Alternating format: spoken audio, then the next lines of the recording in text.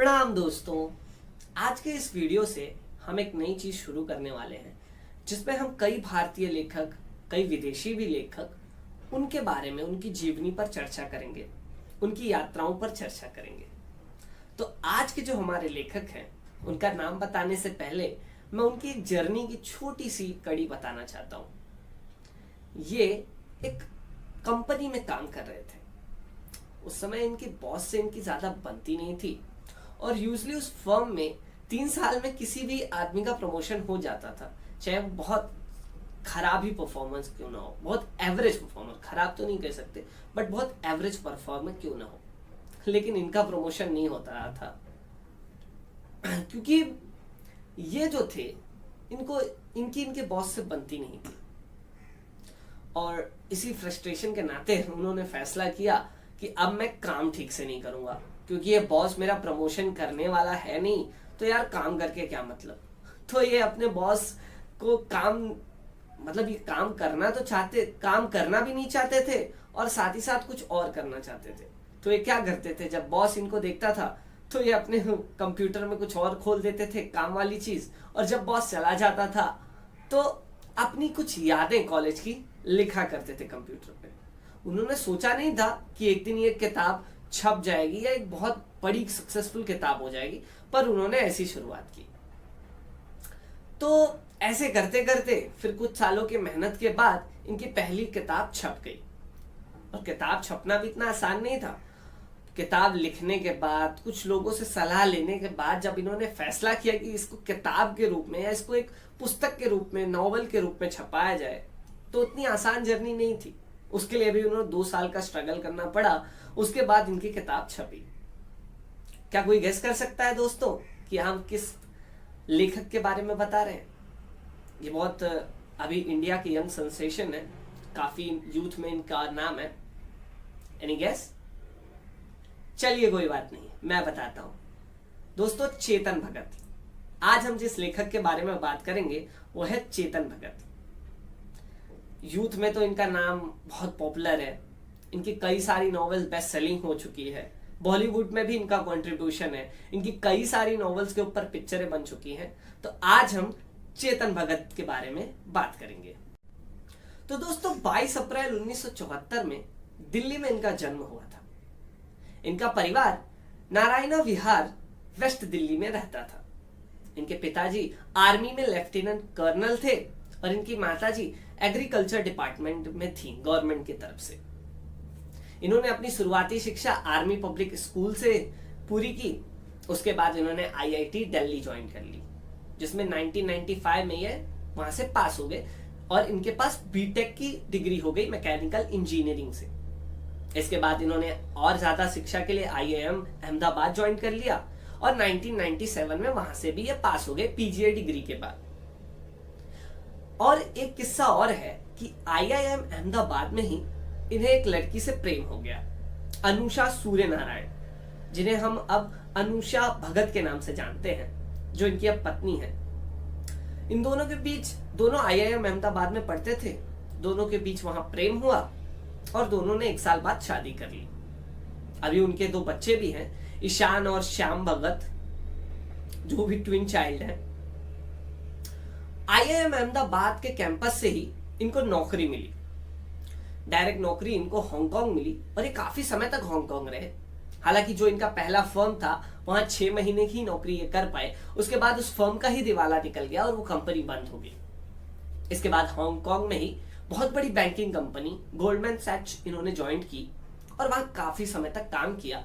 और वहीं से इनकी राइटिंग की जर्नी भी स्टार्ट हुई। और जो मैंने शुरुआत में कहानी सुनाई थी, वो बॉस और इनके झगड़े वाली, वो यहीं से शुरू हुई थी। चेतन भगत ने फिर काफी समय तक हांगकांग में रहे, इन्वेस्टमेंट बैंकर के रूप में जॉब किया।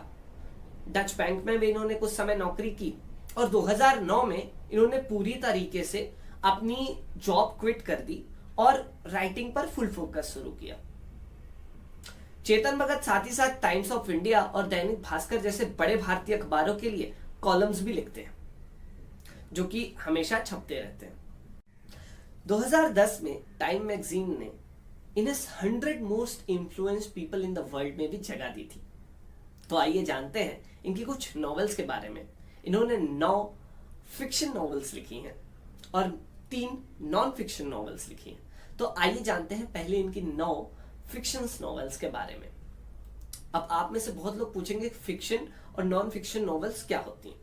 अब फिक्शन नॉवेल्स वो होती हैं जिसे मतलब काल्पनिक आधार पर एक हिसाब से हम कह सकते हैं बनाया जाता है सिंपल शब्दों में। और नॉन फिक्शन नॉवेल्स जैसे कोई बायोग्राफी है, किसी के ऊपर लिखी गई है, या कोई ऐसे है, निबंध है जो कि रियलिटी में एग्जिस्ट कर सकती है, तो इसलिए वो जो नॉन फिक्शन कहते हैं, ये सिंपल मीनिंग है। तो आइए चेतन भगत जी की फिक्शन नॉवेल के बारे में जानते हैं। तो सबसे पहले जो इनकी नॉवेल आई थी वो 2004 में आई थी, 5 पॉइंट समवन। उसके बाद सेकंड नॉवेल 2005 में, one night at the call centre. उसके बाद तीसरी नॉवेल 2008 में, 3 मिस्टेक्स ऑफ माई लाइफ। उसके बाद चौथी नॉवेल 2009 में जो कि 2 स्टेट आई थी। पांचवी नॉवेल रेवोल्यूशन 2020 2011 में आई थी। इनकी छठी नॉवेल जो थी वो उसके बाद आई थी, जिसका नाम है हाफ गर्लफ्रेंड 2014 में। उसके बाद इनकी अगली नॉवेल 2016 में आई थी जो कि थी वन इंडियन गर्ल। उसके बाद 2018 में इन्होंने इससे पहले जो लिखी थी 2018 के पहले, वो मोस्टली लव स्टोरीज टाइप थी, स्टोरीज या 3 दोस्तों की कहानी इस टाइप कहानी थी। लेकिन 2018 में इन्होंने नया एक्सपेरिमेंट किया और लिखा द गर्ल इन रूम 105 जो कि मिस्ट्री और थ्रिलर टाइप नॉवेल थी। इससे पहले उन्होंने mostly love stories type novel लिखी थी। और उसके बाद 2020 में इसी का सीक्वल वन अरेंज मर्डर करके नॉवेल्स इनकी लास्ट नॉवेल्स आई थी। और जहां तक बात इनकी नॉन फिक्शन नॉवेल की करें तो वो 3 नॉन फिक्शन नॉवेल है। तो सबसे पहला है व्हाट यंग इंडिया वांट 2012 में आई थी। उसके बाद मेकिंग इंडिया ऑसम 2015 में आई थी। और तीसरा और अभी तक की अंतिम इंडिया पॉजिटिव 2019 में आई थी। इनकी नॉन फिक्शन नॉवेल, इनके जो कॉलम्स होते हैं टाइम्स ऑफ इंडिया में और दैनिक भास्कर, उसमें वो चीजें हैं। और कुछ इनके एसेज जो होते हैं, ऊपर से इनकी राय पॉलिटिक्स के बारे में, यंग इंडिया के बारे में, एजुकेशन सिस्टम्स के बारे में और डिफरेंट चीजों के बारे में जो होते हैं, वही इनकी नॉन फिक्शन नॉवेल्स में होती है। तो आइए जानते हैं इनकी बॉलीवुड में कंट्रीब्यूशन के बारे में और इनकी कौन कौन सी नॉवेल्स के ऊपर फिल्में बनी हैं। तो सबसे पहली जो इनकी नॉवेल्स आई थी 5 पॉइंट समवन 2004 में, उस पर जो फिल्म बनी है उसके बारे में बाद में चर्चा करूंगा, क्योंकि उनकी जो दूसरी नॉवेल थी one night at the call centre जो 2005 में बनी थी, उस पर सबसे पहले फिल्म बन गई थी जिसका नाम था हेलो, जिसमें कटरीना कैफ और सलमान खान ने मुख्य भूमिका निभाई थी। हालांकि ये फिल्म इतनी चली नहीं थी, इसलिए काफी लोग इस पिक्चर के बारे में नहीं जानते होंगे। तो और इस पिक्चर के लिए इन्होंने स्क्रिप्ट राइटिंग भी की थी। अब यहाँ 2 डिफरेंस है, आपको समझा देता हूं। एक, इन्होंने नॉवेल लिखा, वो अलग है। स्क्रिप्ट राइटिंग क्या होती है, उस नॉवेल को वैसे का वैसा ही फिल्म में नहीं बना सकते, उसके लिए कुछ अलग लिखना पड़ता है फिल्म के लिए, तो उसे स्क्रिप्ट राइटिंग कहते हैं, जो फिल्म या टीवी के आधार पर लिखा जाए। तो वो भी इन्होंने ही लिखा था इस पिक्चर के लिए। उसके बाद जो मैंने पहले कहा कि इनकी पहली नॉवेल थी 5 पॉइंट समवन जो 2004 में आई थी, उस पे तो फेमस फिल्म बनी है जो मुझे लगता है कि हर आदमी ने लगभग देखी होगी इस पे, 3 इडियट्स 2009 में जो आई थी। और साथ ही साथ बहुत कंट्रोवर्सी भी हुई थी राजू हिरानी और चेतन भगत के बीच में, क्योंकि राजू हिरानी का मानना था कि उन्होंने सिर्फ 5 से 10% लिया है इसमें स्टोरी इस नॉवेल से, और इसलिए उन्होंने लास्ट में क्रेडिट दिया इसका। और मतलब ये वो कहते हैं कि उन्होंने बात की थी कि हम आपको लास्ट में क्रेडिट देंगे based on 5 point someone Chetan Bhagat by Chetan Bhagat. लेकिन चेतन भगत का मानना था कि उनको क्रेडिट पहले मिलना चाहिए था फिल्म में, मतलब पहले जब फिल्म स्टार्ट होती है तभी उनका नाम लिख के आना चाहिए था, जबकि ओरिजिनली बाद में लिख के आया था। और उनका मानना था कि 70 से 80% स्टोरी 3 इडियट्स की नॉवेल से ली गई थी, जबकि कुछ कैरेक्टर जैसे रणछोड़ दास का शायद कैरेक्टर वो एक राजू हिरानी ने ही बनाया है अपने ढंग से। तो इस बारे में भी आप YouTube पे ठीक से देख सकते हैं, मेरे पास जितनी नॉलेज थी मैंने आपको बता दी इस बारे में। और इसके बाद 3 इडियट्स के बाद ननबन करके भी एक मूवी बनी थी विजय और इलियाना डिक्रूज की, साउथ में, तमिल में, तो वो भी आप मूवी चेकआउट कर सकते हैं।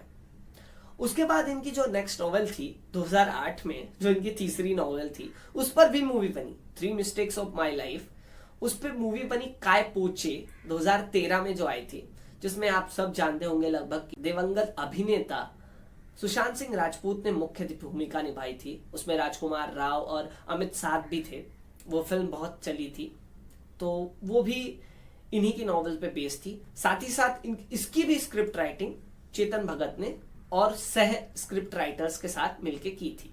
और काय पोचे फिल्म के लिए इन्हें फिल्म फेयर अवार्ड भी मिला था 2014 में।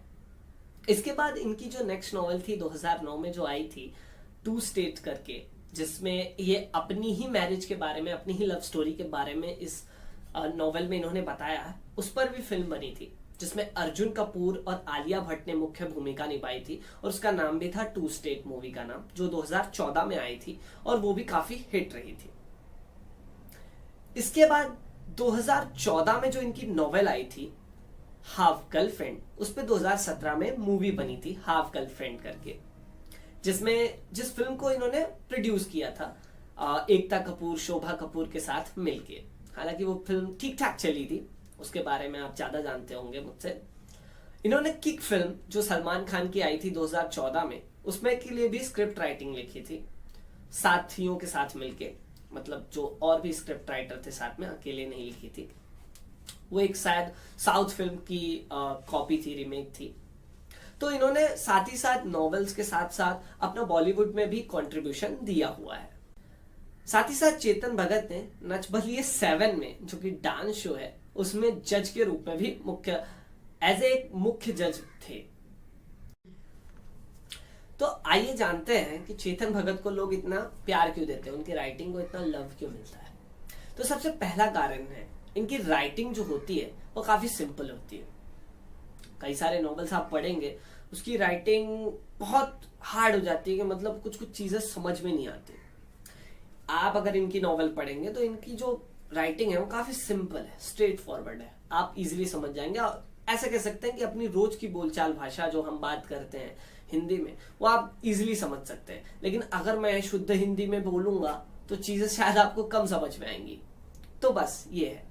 दूसरा जो है, इजी इंग्लिश का यूज करते हैं। आप इनकी इंग्लिश नॉवेल्स पढ़ेंगे, वैसे ये इंग्लिश में ही लिखते हैं, लेकिन वो हिंदी में भी उसका अनुवाद होता है और भाषाओं में भी होता है, श्रीलंकन भाषा, फ्रेंच भाषा, बहुत सारी भाषाओं में अनुवाद होता है उसका। लेकिन जो इनकी इंग्लिश नॉवेल्स आप पढ़ेंगे और आप नॉन रीडर भी हैं, तो आपके लिए काफी इजी हो जाएगा और बहुत फटाफट आप इसको पढ़ लेंगे, क्योंकि बहुत इजी होता है। तो ये ऐसा होता है कि अगर कोई नॉन रीडर भी है और वो बहुत कम नॉवेल्स पढ़ता है या कम किताबें पढ़ता है, और साल में अगर इनकी एक किताब आ रही है और उसको उठा लिया उसने, तो वो बहुत जल्दी उसको खत्म कर देगा और शायद उसको अच्छा भी लगे। तो ये इनकी एक एडवांटेज है। दूसरा, ये यूथ में अपील रखते हैं, इनकी यूथ में अपील ज्यादा है। उसका कारण भी है क्योंकि ये अच्छी मार्केटिंग हम कह सकते हैं यूज करते हैं, अच्छा मार्केटिंग है इनका। और उसका भी कारण है क्योंकि ये सोशल मीडिया पे काफी एक्टिव रहते हैं, ट्विटर पर काफी एक्टिव होते हैं, कहीं ना कहीं ये दिख जाते हैं, बॉलीवुड में एक्टिव रहते हैं। तो ये मीडिया में जब आप छाए हो तो कहीं ना कहीं आपकी यूथ में अपील है ही। और टारगेट ऑडियंस भी इस समय इंडिया का अगर कोई भी करता है तो वो यूथ को ही कर रहा है, तो इसलिए भी इनको अच्छा एडवांटेज मिलता है। और साथ ही साथ ये उन स्टोरीज को लेते हैं जो आजकल जस्ट समाज में चल रहा है, मतलब जो यंग लोग आजकल जो गलतियां कर रहे हैं, अच्छा कर रहे हैं, बुरा कर रहे हैं, उसी से रिलेटेड ये स्टोरीज लिखते हैं। और इसके बारे में और तो जब मैं उनकी किताबों के बारे में बताऊंगा, मैंने इनकी 4 नॉवेल्स पढ़ी है लगभग, तो हाँ 4 नॉवेल्स पढ़ी है, तो मैं उसके बारे में आपको बताऊंगा ठीक से। अब क्रिटिसिज्म भी इनको बहुत मिलता है, तो आइए जानते हैं उसका क्रिटिसिज्म का कारण। तो सबसे पहला जो इनका एडवांटेज है वही इनका क्रिटिसिज्म है। इजी राइटिंग, सिंपल लैंग्वेज, कुछ डेप्थ ना होना, ये इनका डिसएडवांटेज भी है। अब कोई नॉवेल्स जो होती हैं वो क्या डिमांड करती है, मतलब जिस जगह के लिए है, जिस सिचुएशन के लिए, उस जगह की लैंग्वेज के हिसाब से जाए, उसके रंग ढंग के हिसाब से जाए। पर इनकी जितनी भी नॉवेल्स है ना, अगर आप पढ़ेंगे तो आपको लगेगा कि ये सेम तरीके की है। मतलब बहुत लोग इनको इसलिए क्रिटिसाइज करते हैं कि भैया उठा सुबह और लिखना स्टार्ट कर दिया जो मन में आया, उसमें कोई लैंग्वेज का फर्क नहीं, कोई सिचुएशन का फर्क नहीं, सिंपल लिख दिया, तो इसलिए भी इनको क्रिटिसाइज मिलता है। तो ये भी एक कारण है कि जो लोग कहते हैं कि जो इनकी कहानियां होती है वो बॉलीवुड मसाला फिल्मों की तरह होती है कि आपने देखा, पॉपकॉर्न खाया और चल दिया, उसमें ज्यादा कुछ सोचने समझने वाली चीजें नहीं है। साथ ही साथ ये बहुत रोमांटिक टाइप की स्टोरीज लिखते हैं जो कि बहुत लोग को बोरिंग्स भी लगती हैं, बहुत ही ऊट पटांग भी लगती हैं बहुत लोगों को। तो जाते जाते बस इतना ही कहना चाहूंगा कि लोग बहुत क्रिटिसाइज भी इनको करते हैं, बहुत प्यार भी करते हैं, तो ये तो होता ही रहेगा समाज में। साथ ही साथ एक रियल फैक्ट देखा जाए तो इस समय इनकी जितनी नॉवेल्स आती हैं, पुराने समय से जब से इनकी नॉवेल्स आ रही हैं और अभी भी जब आती हैं, वो बेस्ट सेलिंग हो जाती हैं। अब यूथ में इनकी डिमांड भी है, लोग इनको पढ़ते भी हैं, कुछ लोग प्यार भी करते हैं, नफरत भी करते हैं। तो हाल फिलहाल में चेतन भगत हम कह सकते हैं कि इस समय इंडिया में नॉवलिस्ट में, मतलब लेखकों में, ये थोड़ा आगे चल रहे हैं। अब इस पे सबकी अलग अलग राय भी हो सकती है, और भी नॉवेल्स और भी लेखक हैं जो इनसे अच्छे भी हैं।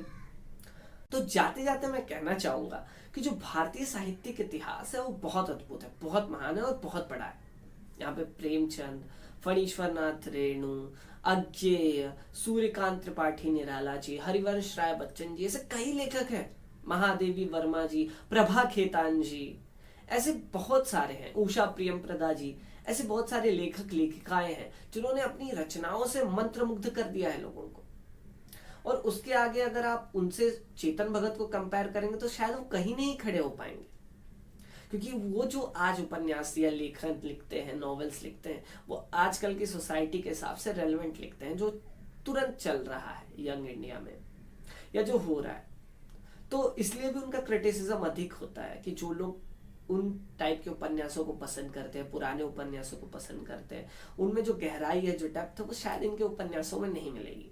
तो ये भी एक कारण है इनके क्रिटिसिज्म का। तो ओवरऑल मैं कहना चाहूंगा कि आप अच्छा है अगर आप चेतन भगत को पसंद करते हैं, और नहीं भी पसंद करते तो ये आपकी चॉइस है। अंत में इतना ही कहना चाहूंगा कि आज के वीडियो में बस इतना ही। मिलेंगे फिर किसी नई पुस्तक के साथ, किसी नए लेखक के बारे में चर्चा करेंगे या कोई बुक्स की अनबॉक्सिंग करेंगे।